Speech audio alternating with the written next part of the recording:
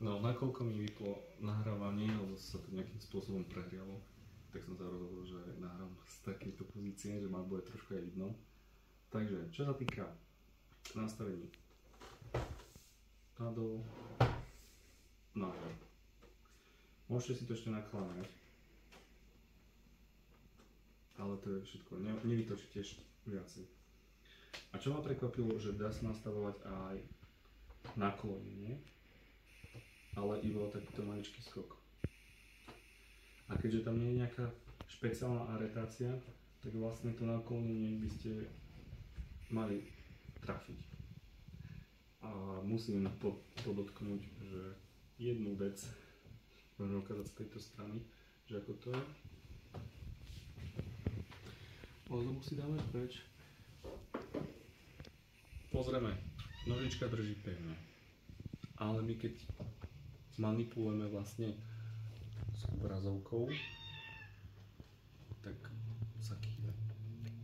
Táto celá vôľa je vlastne na tomto spolu. Takže tu je taká rezerva, na čom by mohli popracovať.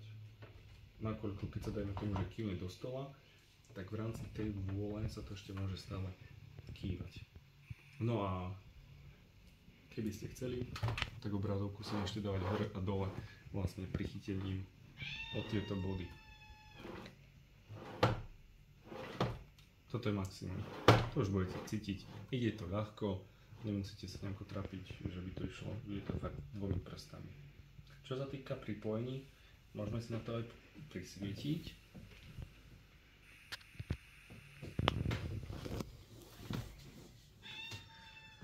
Takže takto sú odzadu. Ten kryštál tam samozrejme klasicky nie je, to už je nejaká moja ozdoba.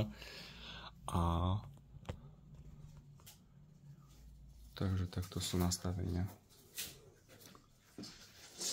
Digitálny výstup optický. Samica jack 3,5 na slúchadla. USBčko, ktoré je napájané a dokáže pustiť 1,5 ampera.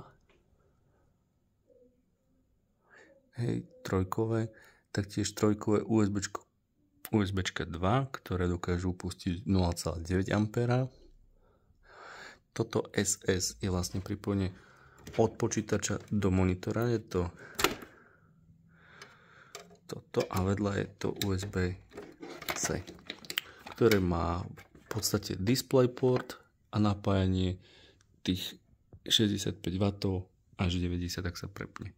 V strede na Casington zamykanie to nám troška to oškrelo, ako sa tam dával ten kryštál. Casington zámok, aby ste si vedeli predstaviť, ako to vyzerá. Je to táto sranda, to je konkrétne na číselný kód. Táto časť sa pripína na monitor, táto na nejaké bezpečné miesto. Veľakrát stačí, ak by ste si to dali o nohu stola, po prípade o radiátor, tak ako to spravím aj ja. Tu máte pripojenie DisplayPort, 2 HDMIčka, 1.4 a vlastne celkovo napájanie. Povrch je matný, to je troška lesklého, čo tomu dodáva taký šmrnc, kontrast. Pohodlie. Čo sa týka inak pohodlia, kúsok je nedomyslené vlastne, ako je to s týmto napájaním. Všetko sú to hrubánske kábla. Keď sa ten monitor dá úplne dole, vykývne ten pripojovací konektor do jednej strany. Keď to dáme hore, zase nám to môže španovať, lebo ten posúv je naozaj dostatočne veľký. Videl som, že niektorí to ešte dávajú tadiaľto. Ja si to kus neviem predstaviť, nakoľko ten ohyb by bol ešte do tejto strany.